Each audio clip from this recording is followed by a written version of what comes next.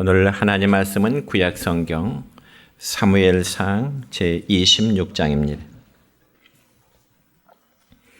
사무엘상 제26장은 구약 성경 454페이지에 있습니다. 26장 6절부터 16절에 있는 말씀까지 봉독해 드립니다. 이에 다윗이 햇사람 아히멜렉과 수리아의 아들 요압의 아우 아비새에게 물어 이르되 누가 나와 더불어 진영에 내려가서 사울에게 이르겠느냐 하니 아비새가 이르되 내가 함께 가겠나이다. 다윗과 아비새가 밤에 그 백성에게 나아가 본즉 사울이 진영 가운데 누워 자고 창은 머리곁 땅에 꽂혀 있고 아브넬과 백성들은 그를 둘러 누웠는지라. 아비새가 다윗에게 이르되 하나님이 오늘 당신의 원수를 당신의 손에 넘기셨나이다. 그러므로 청하오니 내가 창으로 그를 찔러서 단번에 땅에 꽂게 하소서.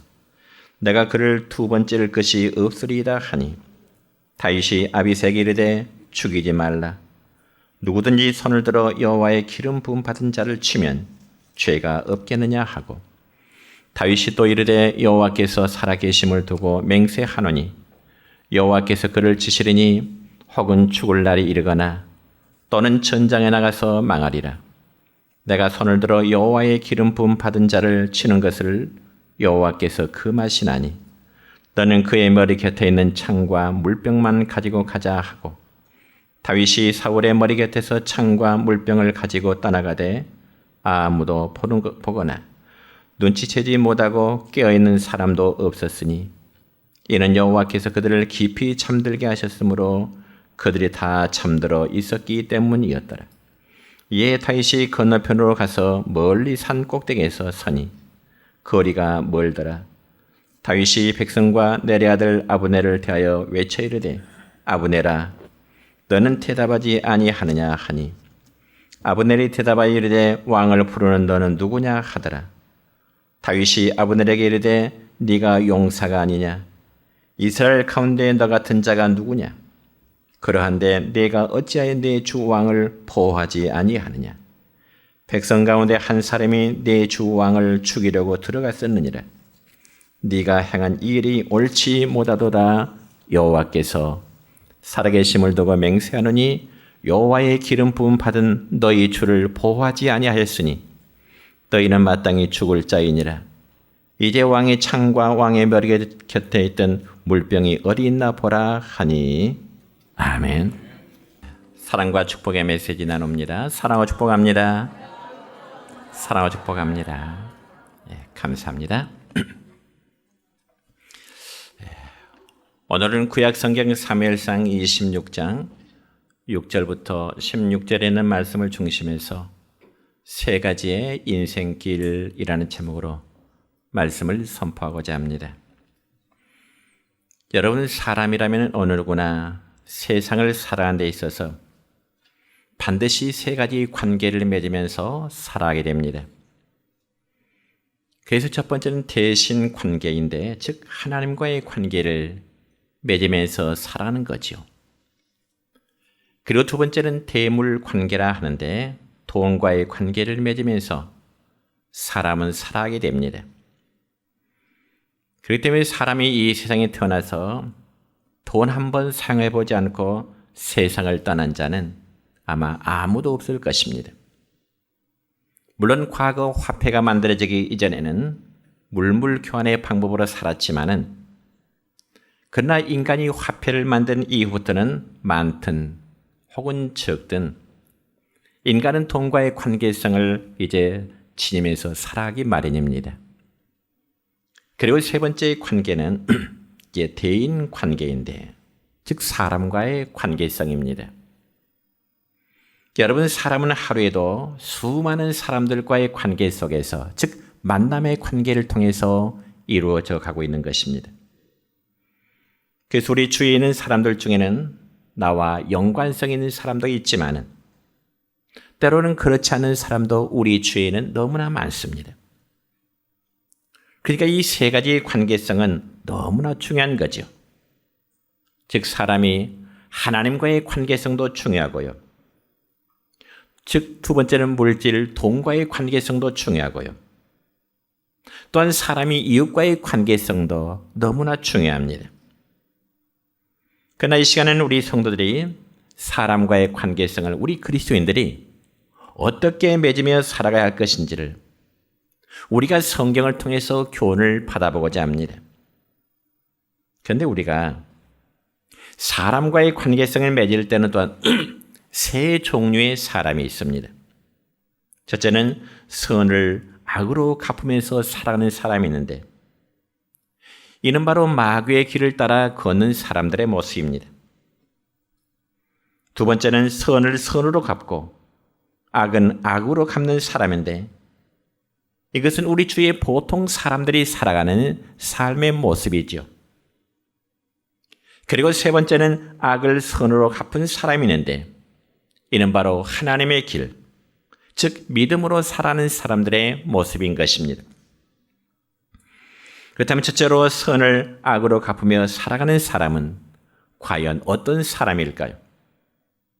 여러분, 이런 자를 우리는 마귀의 길을 걷는 사람이라 이렇게 표현할 수 있습니다.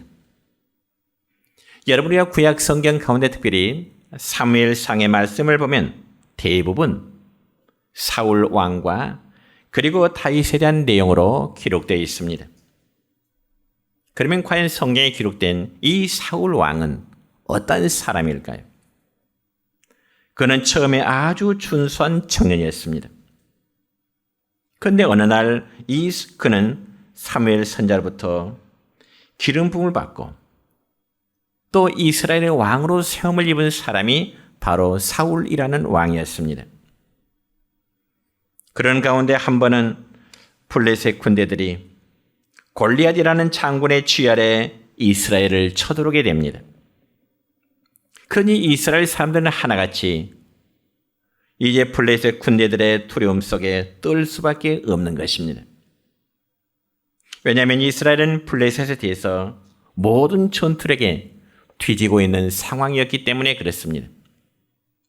그래서 써야 될 군사들은 훈련을 잘 받은 정규의 군사들이 아니고요, 또 그저 백성들 가운데 소집한 숫자일 뿐인 것입니다. 그리고 전투에 임하는 장비 역시도 블레셋 군대는 철 무기로 무장되어 있지만은 이스라엘에는 그러한 무기가 전혀 준비되지 못하는 그러한 상태인 것입니다. 그러니 이스라엘은 블레셋 군대가 쳐들어오게 되니까 두려움 속에 모든 사람이 떨 수밖에 없는 것입니다.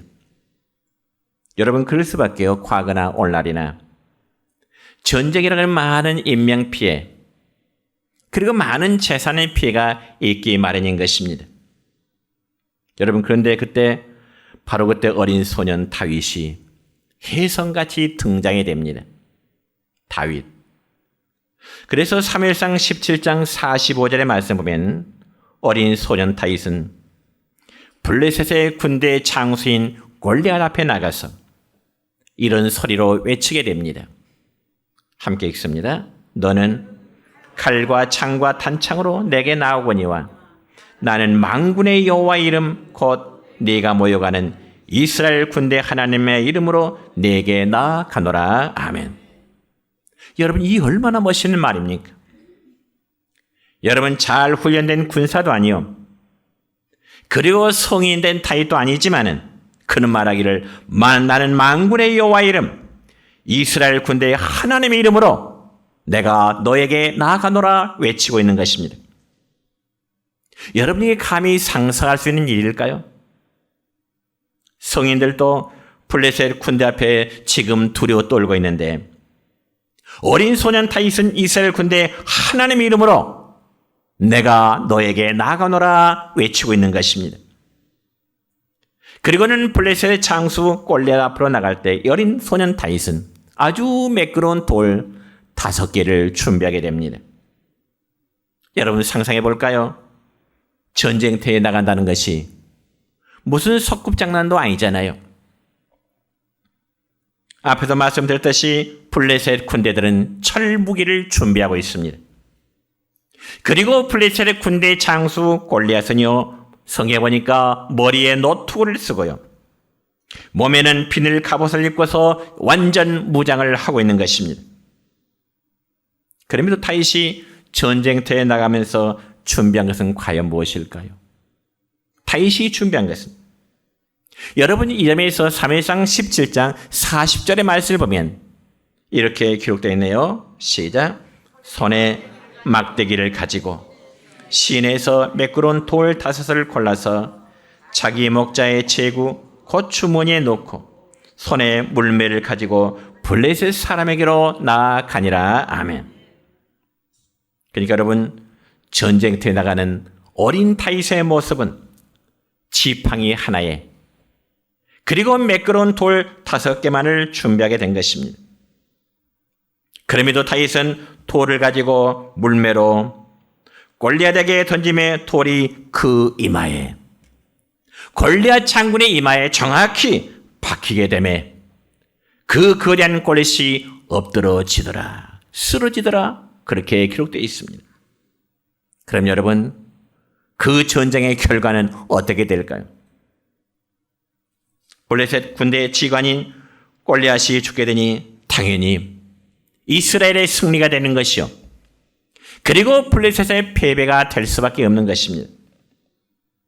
그러고 나서 전쟁을 마친 이후에 이 다윗이 돌아오자 많은 여인들이 다윗을 향하여 열렬히 환영하면서 다윗을 향하여 노래하기를 뭐라고 노래할까요?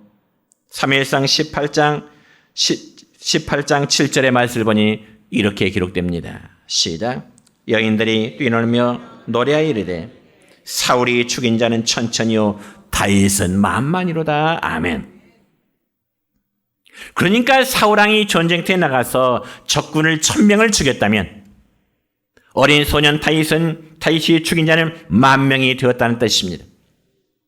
그래서 여인들이 사울왕보다 다윗을 더 높이며 칭찬하게 되자 그 말을 듣게 된 이 사울의 마음은 다윗에 대한 시기와 질투로 그 마음이 불안해지기 시작한 것입니다. 여러분, 그럴 수밖에요. 사울왕의 입장에서는 자기가 모든 백성들로부터 높임을 받아야 되는데 느닷없는 소년 다윗이 높임을 받으니 기분 좋을 리가 없는 거죠.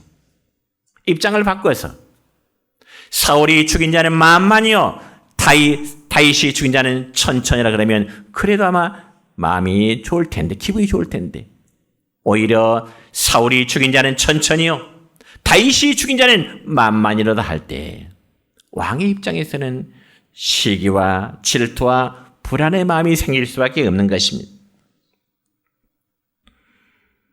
그러자 성경에 보니까 그 이튿날 사울 왕에게는 악신이 들었더라. 악한 영이 사울 왕의 마음을 지배하게 됩니다. 그리고 결국 다윗이 자신의 왕위를 빼앗을까 두려워한 나머지 수금을 타고 있는 다윗을 향하여 창을 던져서 죽이고자 한 것입니다. 여러분, 사울 왕에게, 과거 사울에게 하나님의 영이 임할 때는 성경에 보니까 하나님과 사람에게 은총과 귀중히 여김을 받았던 사울인데 그에게 악한 영이 임함에 선한 사람 다윗을 죽이고자 하는 그런 마음이 발동하게 되는 것입니다. 그렇다면 여러분, 오늘날도 마찬가지입니다. 아무리 선하게 보인 사람일지라도 그에게 악한 영이 임하면요 갑자기 돌변하게 됩니다. 왜냐하면 악한 영이 임하게 되면 그 뒤부터는 그 악령이 다스리는 대로 행동을 해야 되기 때문에 그렇습니다. 여러분, 어느 집에 참 착한 며느리가 있었습니다. 그 며느리는 평소에도 참 조용했고 또한 시부모님들에게도 잘 공경하는 칭찬을 받는 며느리였습니다. 그런데 어느 순간 그 며느리에게 악한 영이 이제 임하게 된 거죠. 그러자 갑자기 그는 시아버지의 얼굴에 침을 뱉기 시작합니다. 그리고 시어머니의 머리채를 잡기 시작합니다. 그러나 그런 행동이 며느리의 본심은 아닙니다. 왜 그럴까요? 악한 영이 그 마음을 지배하게 되니까 그런 행동을 할 수밖에 없었던 것입니다. 여러분, 성경의 사울왕도 마찬가지입니다. 그가 처음에 사무엘 선지자로부터 기름 부음을 받았을 때는 그에게 하나님의 영이 임하게 된 것입니다. 하나님의 영 임함에 초기의 사울왕에게는 그도 애언을 할 수 있는 사람이었습니다. 그런데 여러분, 그에게 악한 영이 그 마음을 다스리게 되니까 전혀 다른 행동으로 다윗을 죽이고자 하는 마음이 발동하게 된 것입니다. 그러면 다윗이 사울왕 앞에 정말 죽임을 당할 만한 어떤 죄를 지었을까요? 아닙니다. 여러분, 참으로 다윗은 이스라엘 자기 민족을 블레셋의 위기로부터 구원한 참으로 구국 공신입니다. 또한 사울왕을 위기에서부터 구해내는, 어쩌면 사울왕에서는 다윗이 생명의 은인과도 같은 사람입니다. 그래서 사울왕은 자기 딸까지 다윗에게 주었기 때문에 사울과 다윗과의 관계는 장인과 사위와의 관계입니다. 그럼에도 이 사울왕의 마음속에 악한 영이 지배하니까 오히려 사위인 다윗을 죽이고자 한다는 것입니다. 그는 선을 악으로 갚으려던 사람입니다.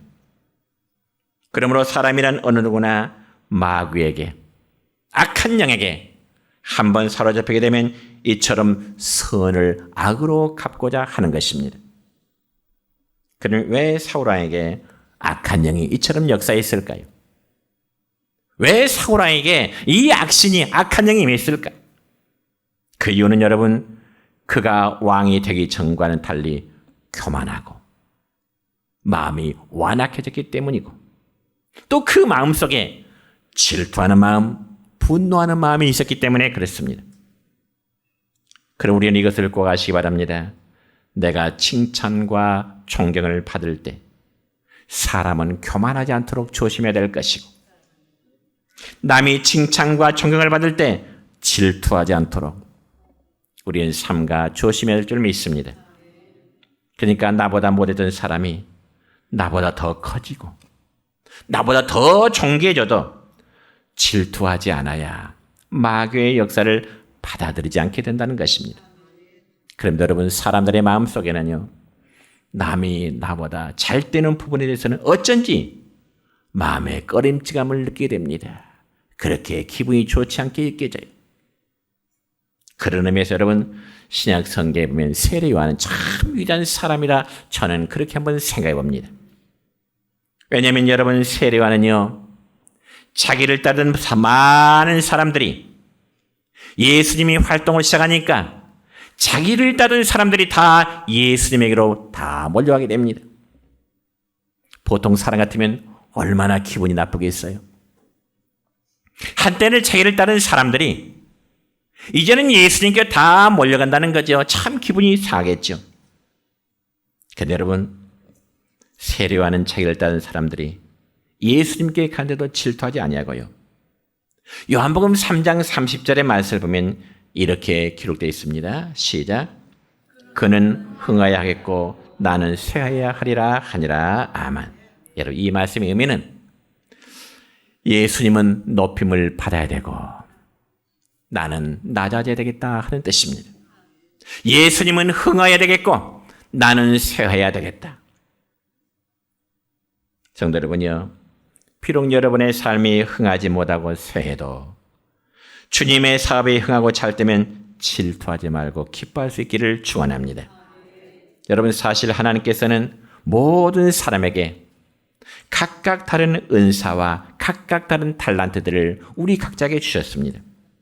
그래서 어떤 사람에게는 5달란트의 이제 은사를 주셨고, 어떤 사람은 2달란트의 은사, 어떤 사람은 1달란트의 은사를 주십니다. 그리고 여러분, 은사의 유형도 제각기 다릅니다. 그러나 하나님이 얼마만큼의 은사를 우리 각자에게 주셨든지, 우리에게 어떤 유형의 은사를 주셨든지, 나는 내 그릇에 따라 하나님 앞에서 최선을 다하고 충성을 다하면 성경에 보니까 똑같은 칭찬을 받게 되는 것입니다. 그럼 우리는 너무 남과 비교해서 교만해지거나 질투하거나 그리고 불안해하면 악한 영의 놀이개가 될 수밖에 없는 것입니다. 그래서 교만하던 사울왕에게 악한 영이 되니까 선을 악으로 갚는 결과를 갖게 되고, 그 결과 전쟁에 패하게 되자 사울은 자기의 칼로 자기 배를 찔러서 자살하게 되는 것입니다. 그럼 성도 여러분이여, 마귀의 길을 따라가면 결국 패배와 그리고 비극의 총말을 가져올 수밖에 없는 것입니다. 우리가 성경에 보면 예수님의 제자 가운데 가룟 유다도 역시 마귀의 길을 따르게 된 것이죠. 왜냐하면 자기의 선생님이던 예수님을 무려 3년 동안 따라다니다가 은 30에 예수님을 팔아넘기는 그러한 모습이었기 때문에 그렇습니다. 물론 그러한 일의 과정에는 유다에게도 악한 영이 틈탔기 때문에 그렇습니다. 그 사실에 대해서 우리는 신약성경 요한복음 13장 2절의 말씀을 보면 이렇게 기록됩니다. 시작. 마귀가 벌써 시몬의 아들 가룟 유다의 마음에 예수를 팔려는 생각을 넣었더라. 악한 영이 살아난 제자 가룟 유다에게 예수를 팔려는 그 생각, 그 마음을 집어넣은 거예요. 뿐만 아니라 요한복음 6장 70절의 말씀 볼까요? 이렇습니다. 시작. 내가 너희 12를 택하지 아니하였느냐? 그러나 너희 중에 한 사람은 마귀니라. 너희 중에 한 사람, 가룟 유다, 너는 마귀야.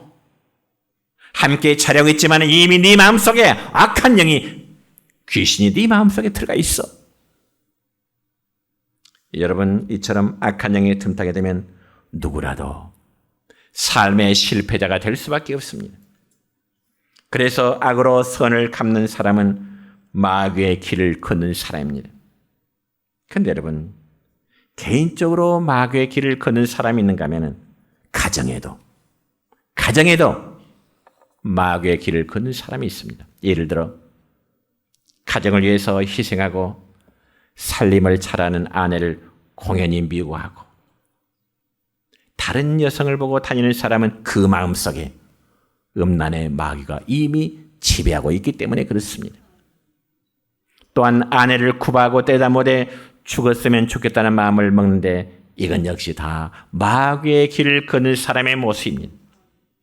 반대로 여러분 직장에서 수고하고 가정을 위해서 정말 충실한 남편을 공연히 구박하고 불평하고 남편의 마음에 상처를 준 아내가 있다면 그도 역시 마귀의 길을 걷는 사람입니다.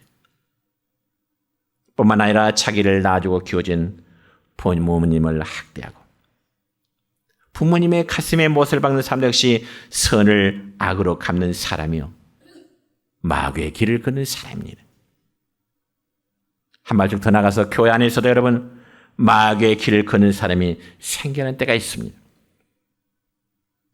즉 자기의 영혼을 구원하게 하고 그리고 복을 받기 위해서 말씀을 전하고 기도해주는 목회자를 불평하고 모함하며 괴롭히는 사람도 틀림없이 선을 악으로 갚는 마귀의 길을 걷는 사람의 모습인 것입니다. 그러므로 마귀의 길을 걷는 사람의 종말은 언제나 불행할 수밖에 없고요, 비극일 뿐입니다. 우리가 성경에 보니까 가룟 유다의 종말이 그러했고 사울왕의 종말이 그랬음을 깨달아서 여러분 선을 악으로 갚는 어리석은 자가 되지 않기를 우리 주님의 이름으로 축원합니다.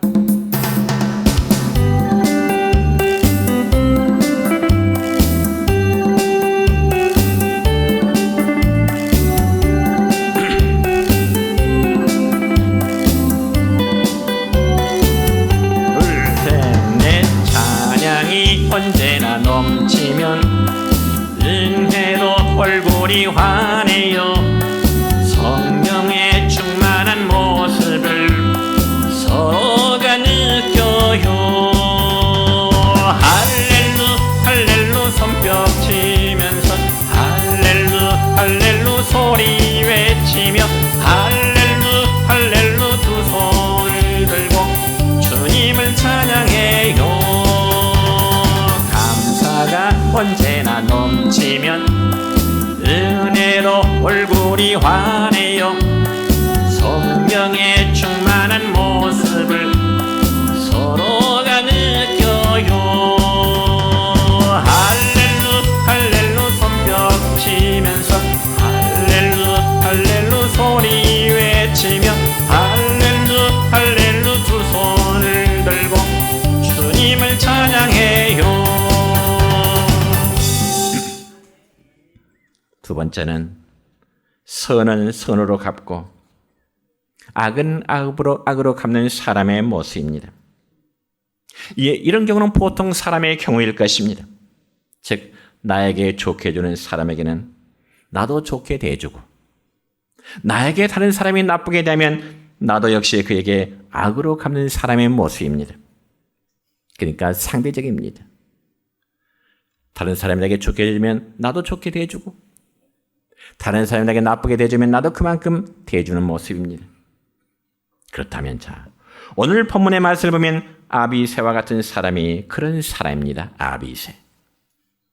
그러면 본문에 기록된 아비새는 과연 어떤 사람일까요?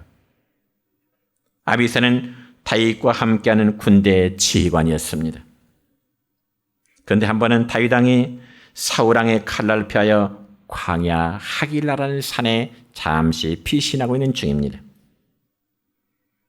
그런데 그곳으로 사울 왕은 3,000명의 군사를 거느리고요, 다윗이 잠시 숨어있는 그 산 밑에서 사울 왕의 3,000명 군사들이 진을 치고 있는 겁니다. 물론 그 목적은 어떻게 해서라도 다윗을 잡아서 죽이려 하는 그 목적입니다. 그저 다윗은 사울 왕의 군대가 어떻게 진을 치고 있는가, 자기의 부하인 아비새 장군을 데리고요, 사울 왕의 군대가 머무르고 있는 곳 밤에 은밀하게 한번 찾아가 봅니다. 그랬더니 군사들과 사울 왕이 깊이 잠들어 있습니다. 성경에 보니까 하나님께서 사울 왕과 그와 함께 모든 군사들의 깊이 잠들게 하였더라. 그런데 이 다윗이 자기의 군대 장관인 아비새를 데리고 은밀하게 사울 왕이 잠드는 것에 한번 들어가 봅니다. 아무도 모릅니다. 통상 말하자면 왕이 머물고 있고 군사들이 머물고 있다면 어때야 되겠어요? 당연히 보초도 세웠을 것이고 경계해야 될 거 아니겠어요? 그런데 하나님이 모든 군사들 다 잠들게 했더라. 성경에 그렇게 기록되어 있습니다. 그러자 사무엘상 26장 8절의 말씀 보면 아비새가 조용히 다윗에게 이런 제안하게 됩니다. 어떤 제안일까요? 시작. 아비새가 다윗에게 이르되 하나님이 오늘 당신의 원수를 당신의 손에 넘기셨나이다. 그러므로 청하오니 내가 창으로 그를 찔러서 단번에 땅에 꽂게 하소서. 내가 그를 2번 찌를 것이 없으리다. 아멘. 그러니까 다윗과 함께한 이 아비새 장군은 다윗이 자기에게 명령만 내려준다면 2번 찌를 것도 없이 잠들어 있는 사울 왕의 가슴을 칼로 찔러서 당장 죽이겠다는 것입니다. 한마디로 사울 왕의 목숨을 거두겠다는 거죠. 그런데 여러분, 어쩌면 아비새의 이 말은 당연한 것처럼 느껴지기도 합니다. 그렇지만 이것은 이는 이로, 그리고 눈은 눈으로 갚는 것이지 하나님께서 말씀하신 최선의 길은 아니라는 거죠. 여러분, 특별히 신약성경 누가복음 15장에 보면은 우리가 너무나 잘 아는 탕자의 비유에서 집을 나갔다가 거짓골로 집에 돌아온 둘째 아들을 위해서 아버지는 그를 위해서 큰 잔치를 베풀어 줍니다. 그러나 우리가 굳이 생각해 보면 도무지 그 사건은 이해가 되지 않아요. 어떻게 아버지의 돈을 가지고 나가서 허랑방탕에 다 써버리고 거짓골로 돌아온 아들을 위해서 무엇이 예쁘다고 아버지는 그 아들을 위해서 잔치를 벌여줄까요? 아예 발도 들여놓지 못하도록 다시 쫓아내버리는 것이 순리가 아닐까요? 그럼에도 아버지는 둘째 아들 탕자가 돌아왔을 때 송아지를 잡고 이웃 사람들을 불러 초청해서 큰 잔치를 베풀게 되는 것입니다. 그런데 문제가 생기죠. 그 문제란 다름 아니고 밖에서 돌아온 첫째 아들의 반응입니다. 잔치를 하고 있는 도중에 밖에서 돌아온 첫째 아들의 반응이 과연 어땠을까요? 이 점에서 누가복음 15장 29절로 30절까지 말씀 볼까요? 이렇습니다. 시작.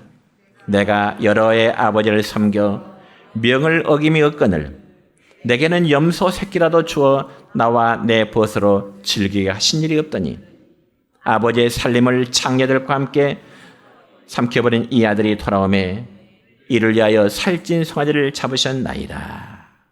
이 말씀을 좀 리얼하게 표현하자면 이렇습니다. 아버지, 동생 저 녀석은 아버지의 재산을 가지고 나서 장녀들과 함께 다 허랑방탕하고 다 써버리고 지금 저걸로 돌아왔는데 이렇게 살찐 소를 잡아서 잔치를 열어줄 수 있습니까?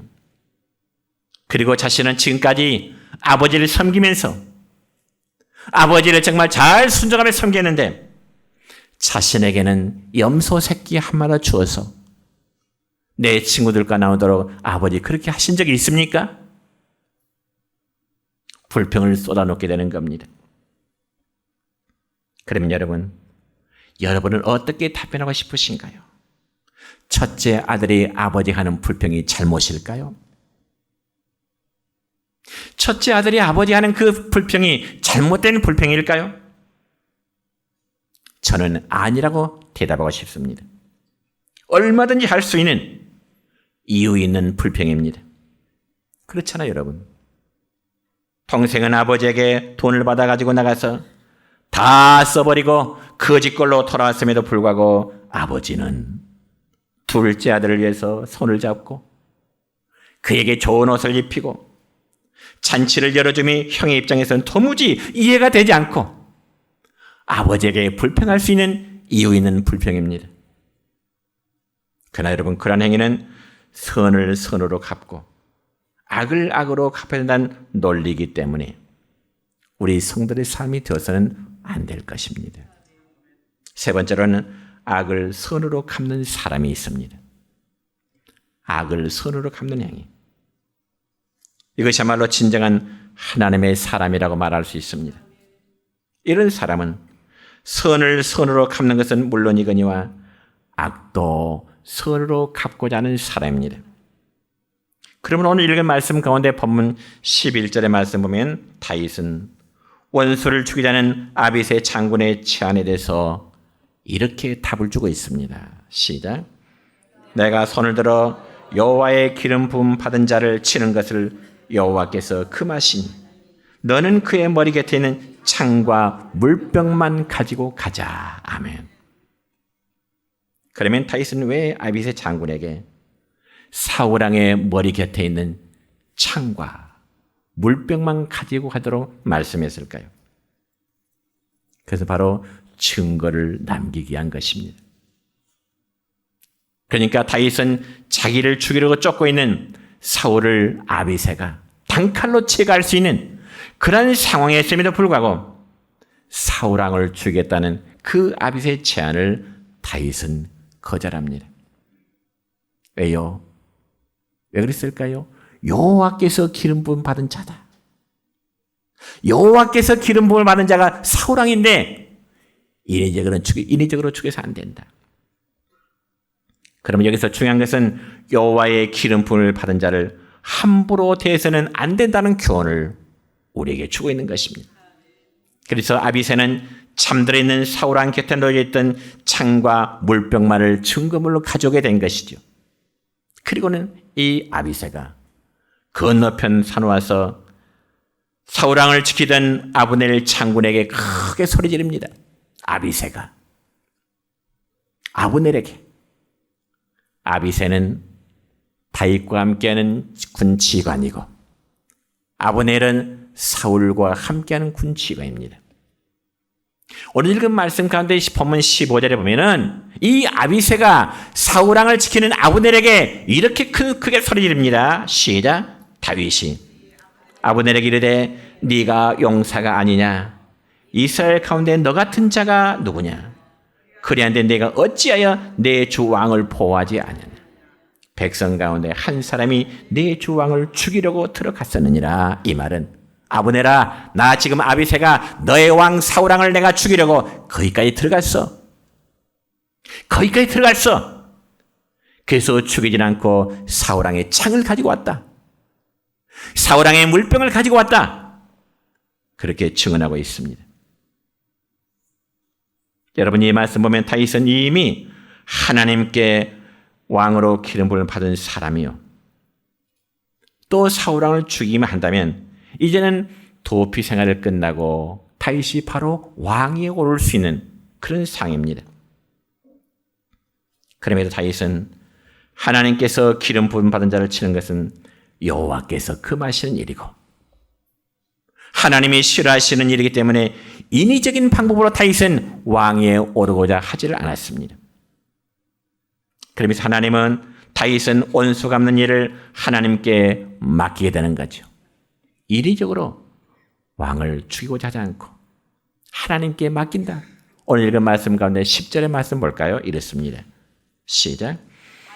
다윗이 또 이르되 여호와께서 살아계심을 두고 맹세하노니 여호와께서 그를 치시리니 혹은 죽을 날이 이르거나 또는 전장에 나가서 망하리라. 아멘. 여호와께서 사울왕을 치시되 그의 죽을 날이 임하거나 아니면 전쟁에 나가서 사울왕이 죽게 될 것이다. 이처럼 다윗은 원수 갚는 일을 하나님께 맡기고 끝까지 자기 원수를 사랑하고자 하는 마음을 갖게 된 것입니다. 그래서 다윗의 말대로 여러분 구약성경 사무엘상 31장의 말씀 보면은 사울왕은 전쟁터에 나가서 패하게 될 때 자기 아들이 두 아들이 전사하게 됩니다. 블레셋과의 전쟁에서 두 아들이 죽게 되고 자기도 자기의 칼로 배를 찔러서 자살하게 되는 거죠. 그러니까 하나님이 다윗의 원수를 이런 방법으로 갚아주시게 되는 것입니다. 그러므로 여러분, 우리는 신약성경 로마서 12장 19절의 말씀 볼까요? 이렇습니다. 시작. 내 사랑하는 자들아, 너희가 친히 원수를 갚지 말고 하나님의 진노하심에 맡기라. 기록되었으되 원수 갚는 것이 내게 있으리라. 내가 갚으리라. 아멘. 사랑하는 성도 여러분이여, 예수 믿는 성도들은 다른 사람들과 원수를 만들지 말아야 되겠죠. 다른 사람과 나와의 관계에 원수를 만들지 말고 원수를 갚으려고도 하지 말아야 되는 겁니다. 내가 갚으려고 하면 오히려 내 마음의 상처만 받고 갚아지지도 않아요. 그리고 원수를 꼭 갚아야 할 것처럼 생각되는 때가 있어도 하나님께 맡겨 그대로 두면 하나님이 갚아주시는 것입니다.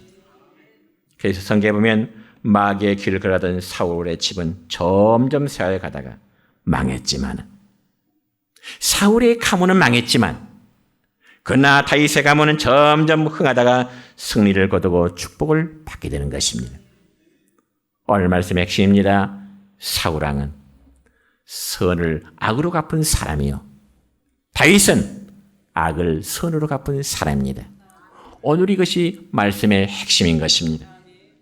성도 여러분이요, 우리가 내 원수를 미워할수록 마음의 감정은 점점점 커지게 될 것이고 사랑할수록 우리의 마음의 감정은 약해질 줄 믿습니다.